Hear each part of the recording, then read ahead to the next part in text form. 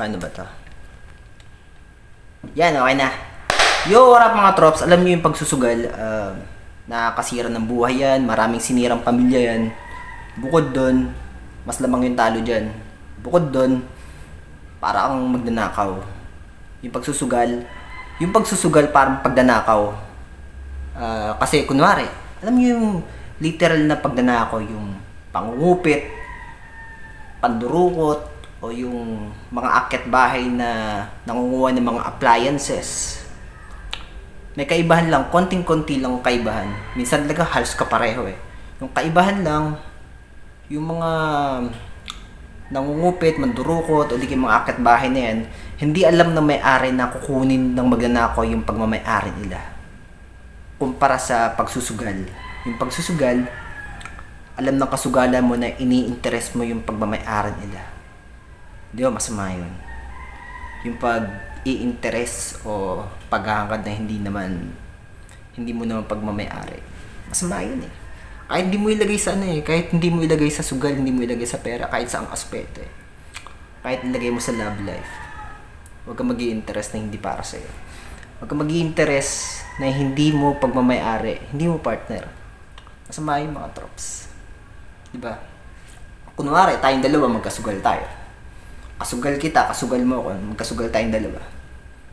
Alam mo, bilang kasugal mo ako, na ini-interest ko yung pera mo. At alam ko rin, kasugal mo ako, ni-interest mo rin yung sa akin. Diba? Parehas lang siyang nag-i-interest ng isang bagay na hindi mo naman pagmamay-ari. Meron kang pagdanakaw, diba? Meron kang pagdanakaw, alam mismo ng shoutout dyan sa bell. Patapos na natin ng konti. Pero naiintindihan mo na, continuous ko na. Meron kang pagnanakaw na alam mismo ng ninanakawan mo na ano yung nanakawan mo yung mismo yun sa kanya. Kunwari yung hold up. Kang gagalaw, hold up to. Alam na may-ari na nanakawin mo sa kanya. Kunyari mga bank robbery. Diba? Alam ng mga teller ng bangko na nanakawin mo yung mga pera sa bangko. Diba? Kaparehas din ng sugal. Akala ko magkaiba eh. Diba sabi ko nang una, ang kaibahan lang, ito ganito yung sinabi ko nang una, ang kaibahan lang, sa literal na pagdanakaw, hindi alam na may-ari na ninanakaw mo yung sa kanya.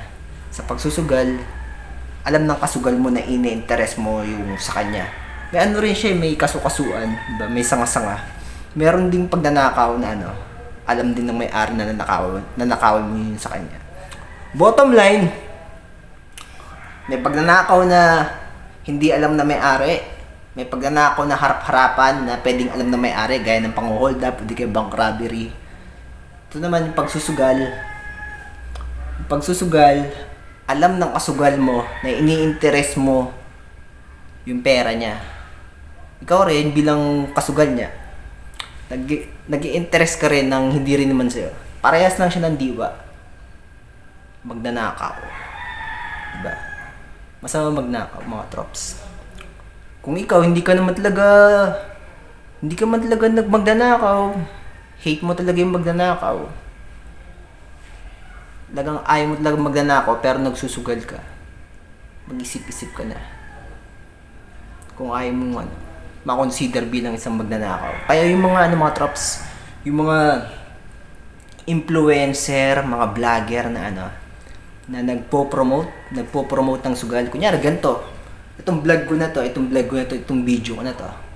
After ng video to, sa dulo ng video ko, ganito ginagawa nila. Sabihin nila na itong po-promote lang ako ganitong klaseng game. Hindi sinasabing sugal, pero sugal naman talaga. Ang isang laro, pag ginamitan mo ng pera, sugal na yung mga trops. Sasabihin na napakadali lang manalo dito. Very easy lang manalo dito. Very easy. Diba sabi ko ngayon, sugal, maraming sinisirang pamilya yan. Isipin mo, maraming content creator sa Pilipinas o sa buong mundo na nagpo-promote ng sugal. Marami silang na-influensyan. Siguro na-influensyan nila, kunwari, milyon na tao. Eh, sugal, diba, nakakasira ng pamilya. So, pwedeng milyon na pamilya na yung nasira nila. Ganun katindi.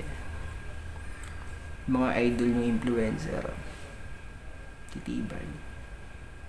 Kaya yung mga ganong klaseng influencer na mga vlogger nagpo-promote ng sugal. Para na rin sila nagpo-promote kung paano ka maging magnanakaw. Nagpo-promote na rin sila kung paano ka magnanakaw.